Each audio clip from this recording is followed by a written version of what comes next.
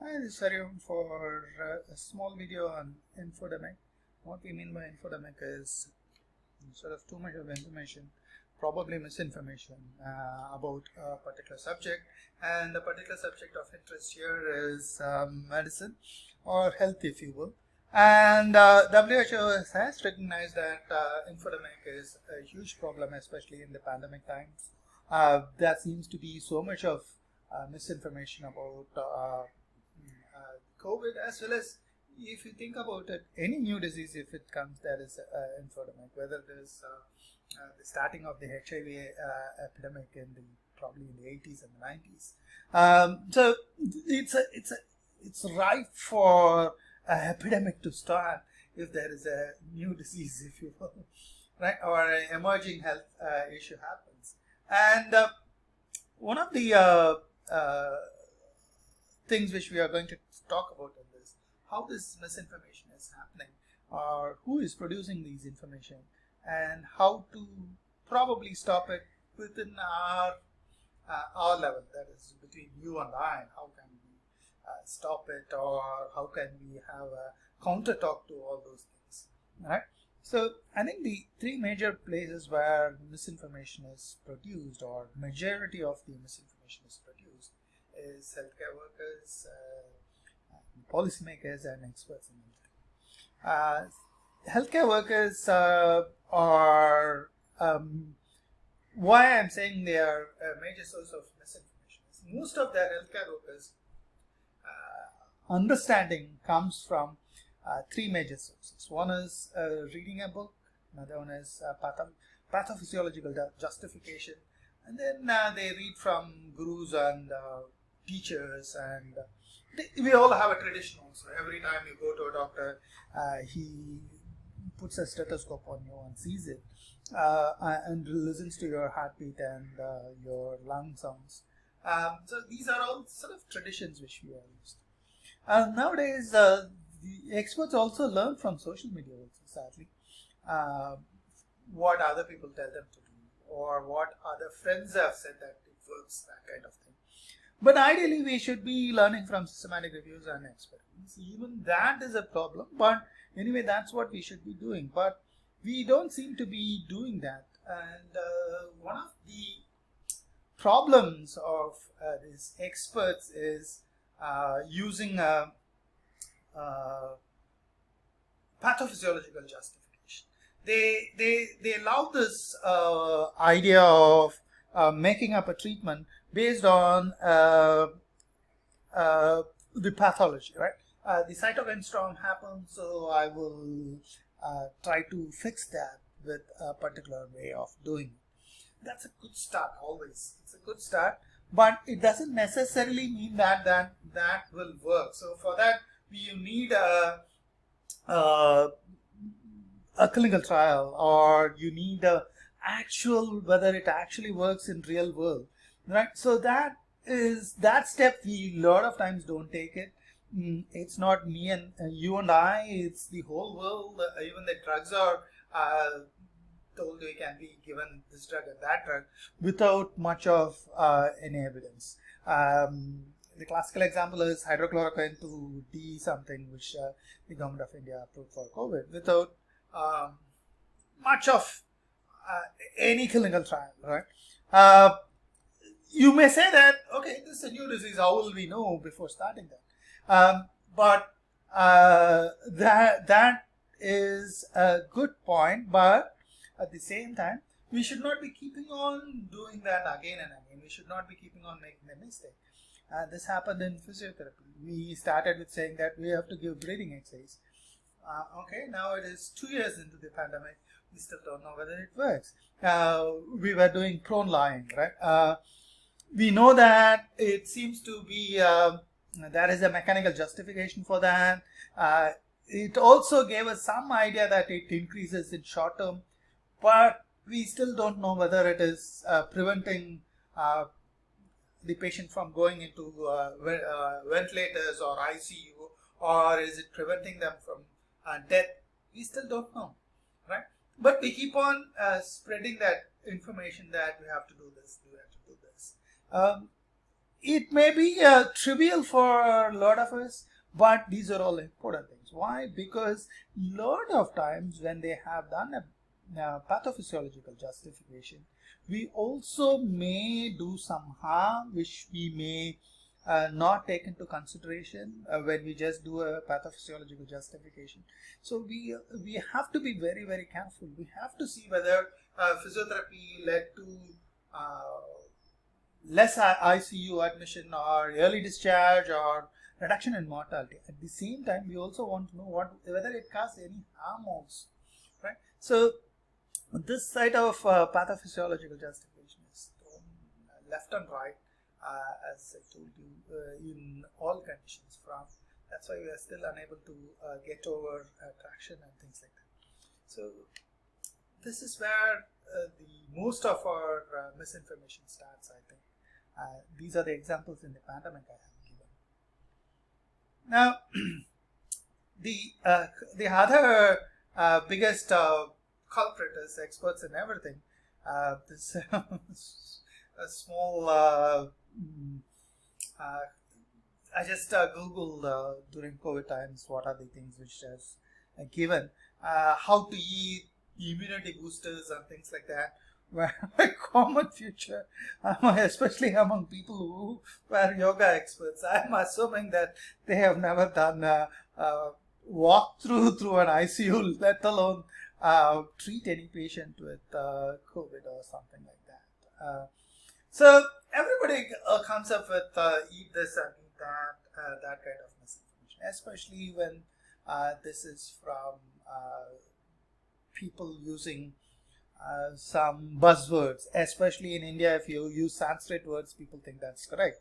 If you use Tamil, which is difficult to understand, then you think that it is Siddha, so it should be correct, right? That's just a chauvinism of language rather than science at all, right? So these experts of everything, they always come whenever there's a new disease, especially as I told you, they came in droves when the HIV started, the epidemic started. Now they have gone. So every epidemic, every new disease, every something, some people start evangelizing. When they start evangelizing these kind of treatment, they also get traction from policymakers also, from governments also, from people. I don't know, especially in India, everybody thinks that you should not say anything against Siddha if you are in Tamil Nadu, anything against yoga if you are in India itself. So without having to have a critical thinking of that, right? So these are the two major issues in two major sources of misinformation.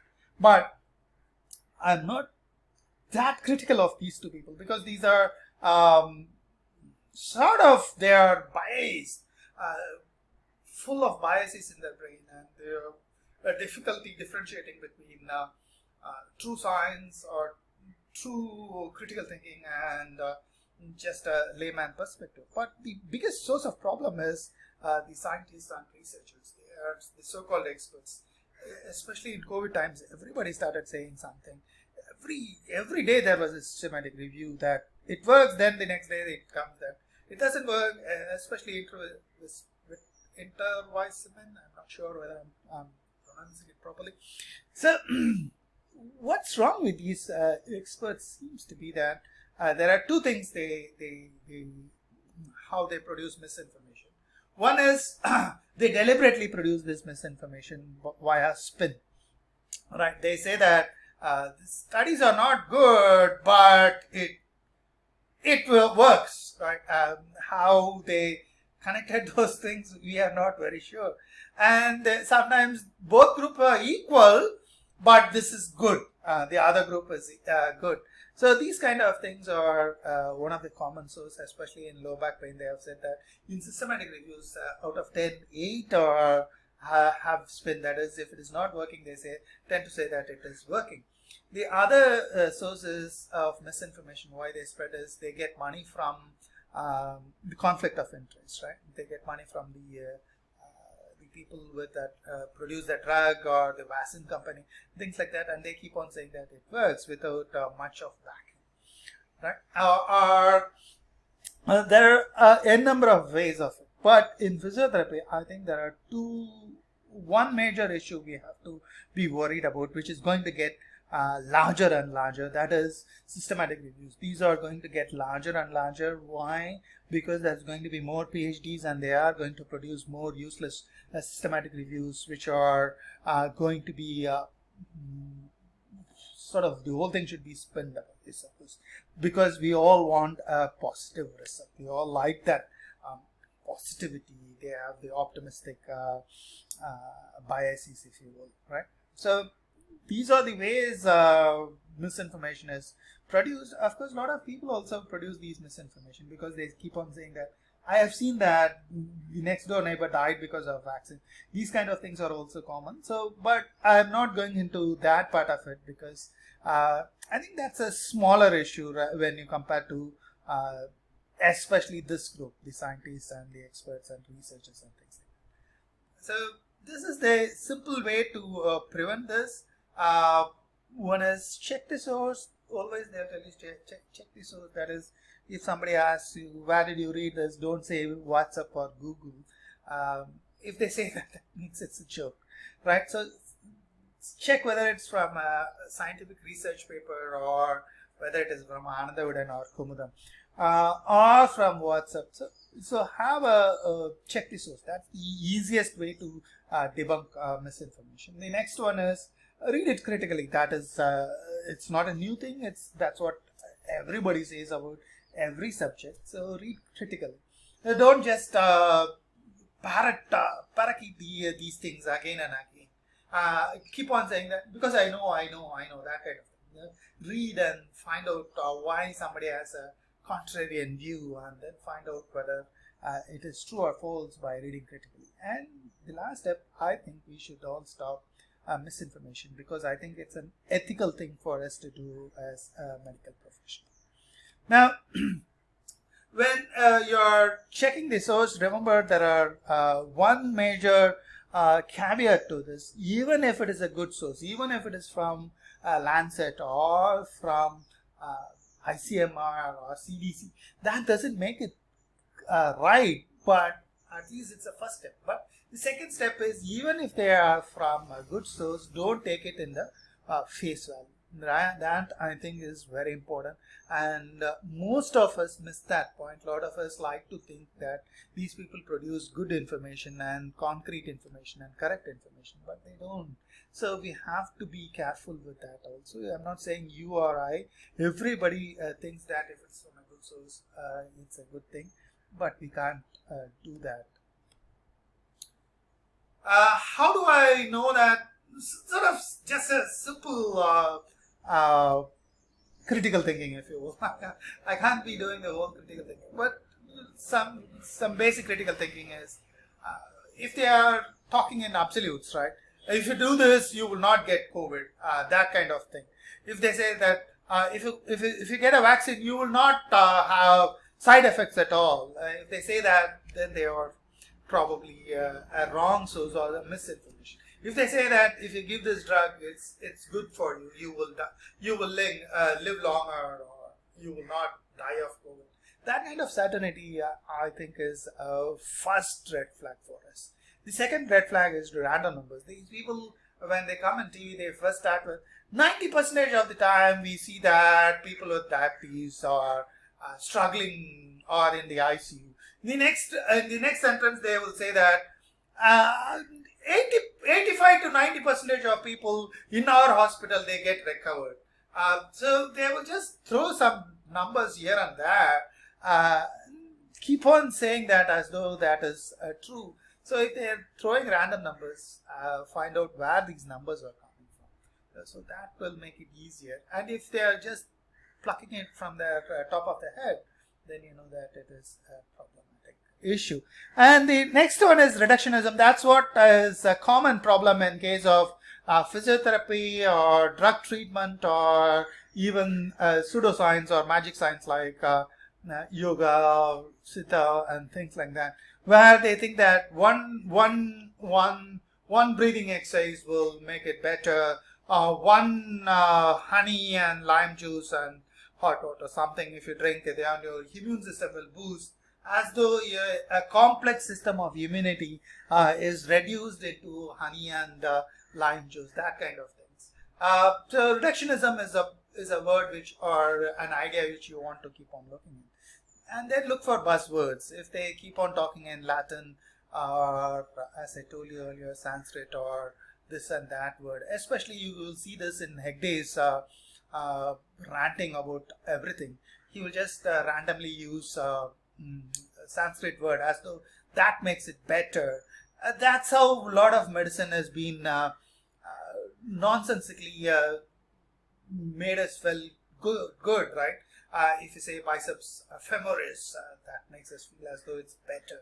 So likewise, a lot of people tend to use Latin words and Greek words. Nowadays, in our country, they use Sanskrit and probably Chase Tamil Lefutus in Tamil Nadu. So look out for those things. And the most important thing, if it is a systematic review, which is going to be a bigger problem, as I told you, this is getting bigger and bigger. It's going to get larger and larger. Don't read the abstract and conclusion and conclude that this is working or not. Because as I told you, everybody wants a positive outcome in their studies. So they just write whatever they want in the abstract. As I told you, a lot of studies have been done. In our study also, we have found that 80 to 90% of abstracts are written with heavy or moderate kind of spin. So we have to stop doing this. We have to read it properly. If you are thinking that I don't have time, just don't read and don't conclude from that. You just don't consume that knowledge. If you want to have that knowledge, read it properly and then spread that knowledge. Until that, don't consume or spread it. Right? Remember, Pico, always have a patient and then use them. So how do I stop this misinformation? I don't have much of information about how to do this. I just, this is nothing to do with science, but I'll just tell you what are the things which we can do or what I have done. The one thing is everybody is in a family group. Everybody has a family group of WhatsApp and things like that. If somebody puts an information like this, ask them these three questions. What is the source of this information? Did you read the original source? Did you read it critically? If they say that I can't understand that, ask them to send it and read it. And then you put up your own post saying that this is the true numbers, these are the false numbers, that kind of thing. One of the, as I told you, if you send it to 5 people, right? WhatsApp, you can only send it to 5 people at a time. The 5 people, if they are going to send it to the next 5, it just exponentially increases in the nth time, right? Especially in the 5th or 6th, they will be in hundreds and hundreds, right? So the WHO also thinks that we have to flatten the curve in case of WhatsApp and things like that. We can't change all the YouTube and the Facebook and things like that. So what I would suggest is within your family WhatsApp group, within your physiotherapy groups, question people who are forwarding things without critically looking into. Don't be confrontational. We all have known that if you are confrontational, they just go inside rather than come out or change their mind. A lot of people, you can't change their mind also. Don't worry about that. As one of the important lessons I learned is stupidity is not intellectualism or lack of intellectualism. Stupidity is being immoral, right? So be moral and try to be more critical in a way of thinking, especially if you're a physiotherapist, right? So stop misinformation and we will stop this pandemic of nonsense and be more ethical physiotherapists. Thank you.